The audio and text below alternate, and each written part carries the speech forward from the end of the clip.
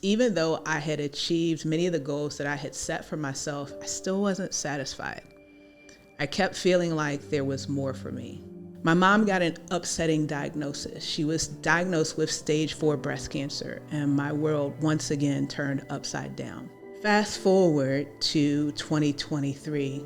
My mom passed away the day before my 49th birthday, and her words continue to ring in my mind. So she said, "Tam, don't be like me. Sometimes you have to take a chance." Trust me, I get it. You're feeling the pressure to keep your faith separate from your work, worried that pursuing your God-given dreams might be seen as selfish or misguided. For far too long, we've been held back by a world that tells us that faith and ambition don't mix, that our divinely inspired visions are just wishful thinking. But here's what I've discovered. Our faith isn't a liability in our leadership. As a matter of fact, it's the source of our strength and wisdom. When we fully integrate our leadership with our Christian values, then and only then do we tap into that unshakable divine power. The real challenge is navigating how to boldly pursue our purpose while staying anchored in our faith. And that's exactly what the Beacon Show is all about. Each week, we bring you biblical wisdom and practical strategies from true beacons, Christian leaders who are illuminating the world. And it's also that you can let your light shine brighter and brighter. I'm Tamara Jackson, and this is The Beacon Show. Welcome to The Beacon Show, where wisdom meets faith and success finds its voice. I'm your host, Tamara Jackson, and at Beaconship, we believe in the power of faith-driven innovation to transform lives and communities. In this episode, I want to talk about my journey to founding Beaconship, how I went from a corporate VP at a major bank to becoming an entrepreneur to igniting a movement so that Christian visionaries can solve the world's most pressing problems. Well, as I shared with you, I didn't always start out as an entrepreneur. As a matter of fact, growing up as a child, I watched my mom work 60 plus hours a week at a retail job. She was in management and she really loved what she did. But what was interesting is despite all of her hard work, she still found herself robbing Peter to pay Paul every payday. And I decided that I wanted to do something different. I looked around my family and I realized that no one had actually finished college. So I decided that my ticket out of this crazy work schedule and trading time for dollars was to go to college. So when I graduated high school, I went to Virginia Tech. I took up business finance with the goal of becoming a stockbroker. But with some of those finance classes, I quickly realized that that was not the path for me. So I decided, you know what, the next best thing would be to go into banking. So when I graduated, I was able to get a position at a major bank. And I decided that, being a lender would allow me to be able to leverage kind of my analytical brain and be able to earn a good living. So that's the job that I set my sights on, and I was able to move into that lending position. And every day, my job was to essentially use a scorecard to make decisions on whether or not we could approve loans or had to deny them. And I saw firsthand how having the funding, having the money that you need to achieve your dream could make such a major difference. But I also saw how heartbreaking it could be to have your heart set on something and then find out that it wasn't going to happen. But little did I know that the lessons that I learned in that position as a lender would help me later on as an entrepreneur. Determined to stick out the corporate path, figuring out that it would be my ticket to success, I stayed in the banking arena and worked my way up the corporate ladder. Was able to eventually get that VP title and the coveted 6-figure salary. But what was interesting is even though I had achieved many of the goals that I had set for myself, I still wasn't satisfied. I kept feeling like there was more for me. So I figured, you know what, I have a good job, so let me focus on what I do with my volunteer time. So I plugged in more at church, started volunteering for leadership positions, volunteered in community projects that I thought would make an impact and make a difference, things like Habitat for Humanity. And then I even decided to take on some stretch projects at work. All of this trying to fill the hole that I felt in my heart. but none of it worked. And so I decided, you know what? I need to do something different, something that allows me to combine my passion for my faith and my love for business. In 2013, I decided to step into the entrepreneurial arena, and I started my first business. We are about to experience the greatest wealth transfer in history. $84 trillion will transition from baby boomers to Generation X and millennials. The question is, will we be prepared to steward this wealth and multiply it for kingdom impact? If you're not sure, you need to join us in the How to Receive Millions Masterclass. We'll ensure that you are equipped with the insights, the mentorship, and the training that you need to grow and scale your mission. This is your opportunity to make the impact that only you can make. Join us in the masterclass by clicking the link below this video to register today. We want to see you step into the calling that God has for you, and we will support you every step of the way. I'll see you in the masterclass. Now, the tough part is that there were so many things that I did not know. So many things, quite honestly, that I took for granted in my corporate career, like branding, having a way to attract clients, determining what to price your programs. Those were things that were done for me in the corporate arena. All I had to do was operate in my area of expertise, and I was rewarded financially. But things were completely different in the entrepreneurial world. So there were so many things that I had to figure out. And I'll be honest, I made a ton of mistakes. I call them expensive mistakes. It wasn't until I received help from coaches and mentors that were able to show me the ropes. They were able to show me the importance of having a vision for your business, not just what you want to do today, but where do you want to be 5 years from now, 10 years from now? They also told me that I needed to differentiate myself in the market because there were so many people that did what I did. Why would someone choose me? And then they helped me to see that it's not just about pricing in line with everyone else in your market. You're pricing for the transformation that you can help people achieve. So these were all things that I had to learn kind of the hard way by making mistakes and then having mentors and coaches to show me the way. So finally, things started clicking, and then the pandemic hit, and everything that I built essentially fell apart. And I was left in a situation of trying to figure out, where do we go from here? I remember dedicating time to prayer. It was actually Easter weekend 2021. And I often tell people it literally felt like Jesus was dead to me. I couldn't hear anything. I wasn't sure what direction I should go in. And then all of a sudden, I heard an audible voice that said, focus on what you have left. And that's what led me to a small community that I had kind of built on the side, helping Christian authors.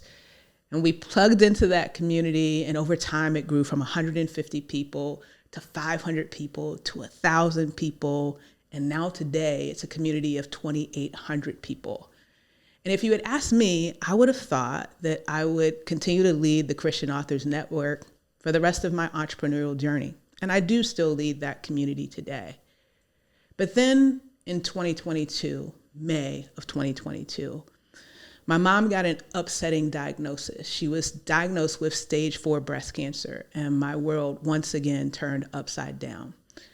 When I heard the doctor say there's a 50-50 chance of you being here a year from now addressing my mom, I knew what I had to do. I packed up everything.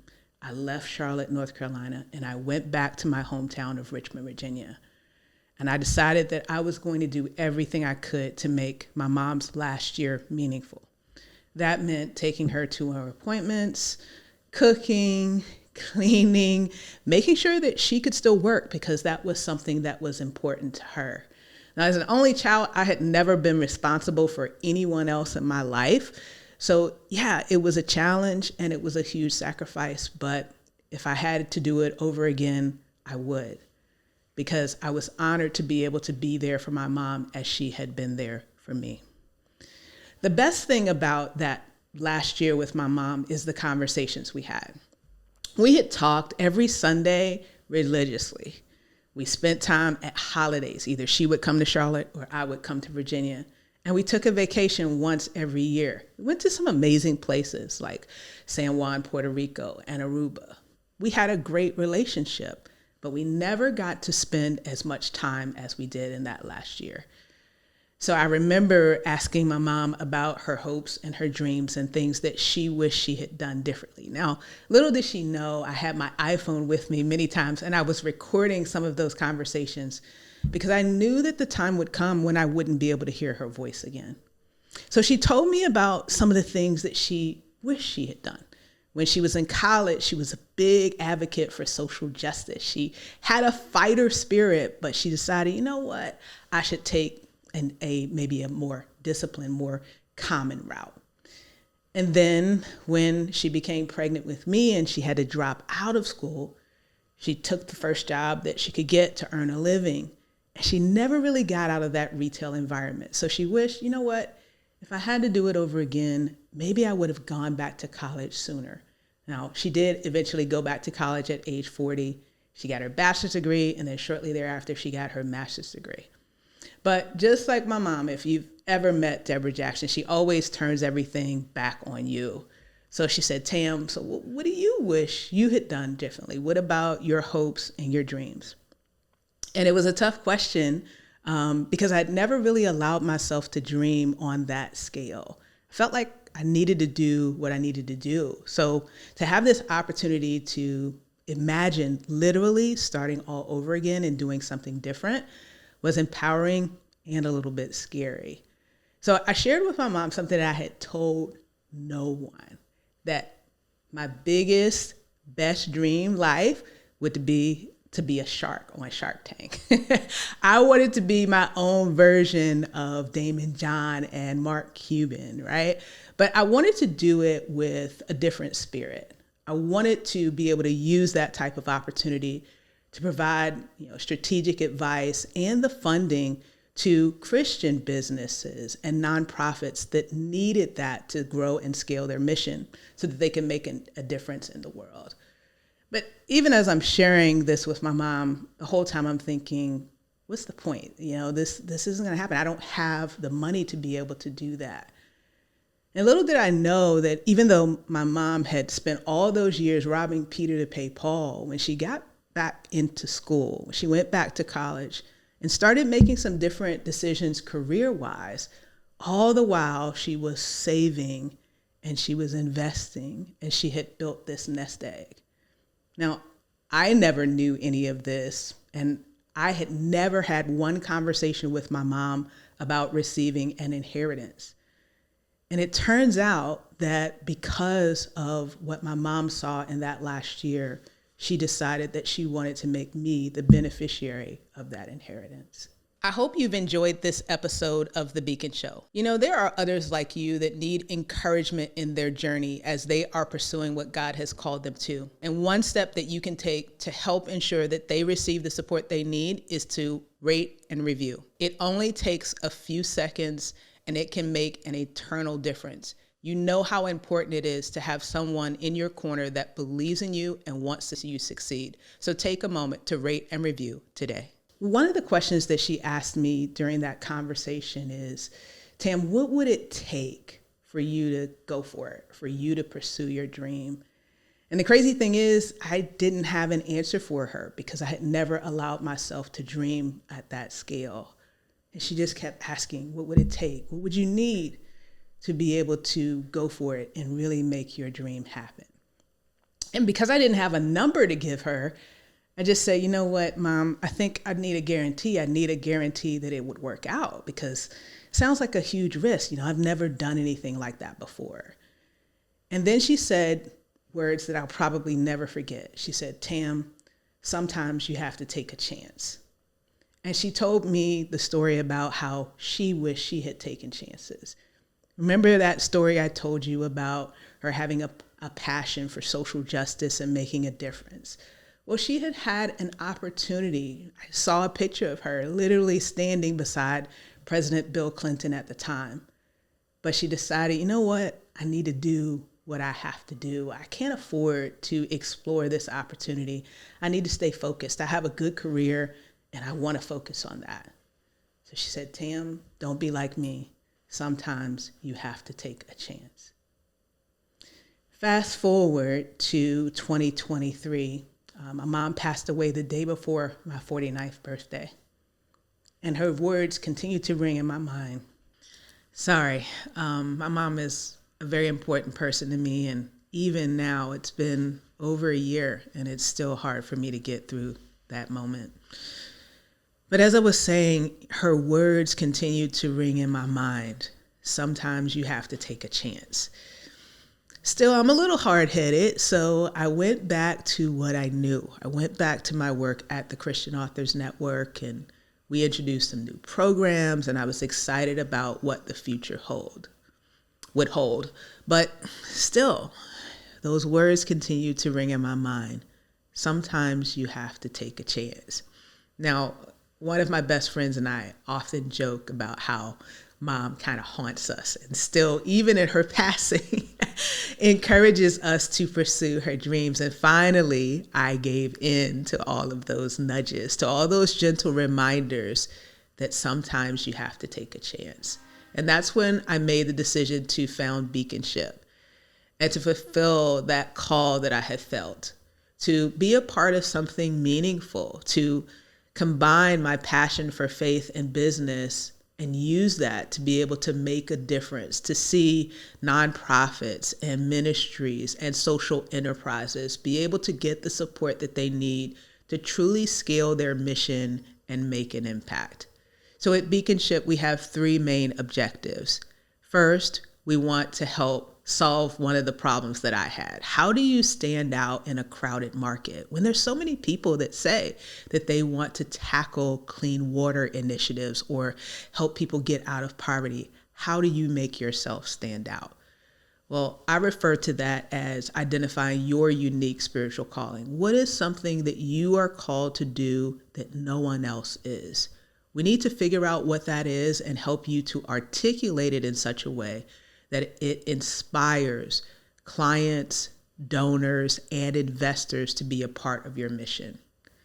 Once you have the support that you need, then you can truly make a meaningful difference. This is your opportunity to use your gifts, skills, and talents, all the things that God gave you, to make the maximum impact that you can in the world. But last but not least, you need to know that in order to manage and steward these resources appropriately, there are some things that you have to do. That's where my old lending background comes into play, as well as the time that I have spent sitting down with donors that have invested millions of dollars in a single campaign, and impact investors and fundraisers that manage billions of dollars for kingdom causes. In order to receive and continue to receive the support that you need to scale your mission, you have to demonstrate that you are a good steward. And that's when the Beacon of Excellence Impact Scorecard comes into play. So we use all of these resources strategically because we are at an unprecedented time in history. $84 trillion will change hands over the next 2 decades, from baby boomers like my mom to Gen X and millennials. I was blessed that my mom left me in a position to be able to make these types of decisions, to found Beaconship. But she isn't the only person that is generous. She's not the only person that wants to help people achieve their dreams. The key is you have to be able to not only identify these people, but attract them by using the 3 components that I talked about. We want to come alongside you and help you to be able to grow and scale your mission, but it means that you have to take a first step. So I want to invite you to join us at Beaconship. Don't try to do it alone. Receive the support that you need and be willing to step out and take a chance. Be willing to risk doing something different. You are called to do something that only uniquely you can do. And now is the time to do it. Thank you so much for being with us for this episode of The Beacon Show. I don't want you to miss not a single episode. Not only am I sharing from my experiences, we have so many bright Christian lights that are joining us on the show to share their wisdom so that you can create the change that you were called to make in the world. So go ahead and hit that subscribe button so that you don't miss out, and be sure to spread the word. There is a community out here that wants to support you in achieving your dreams. Join us.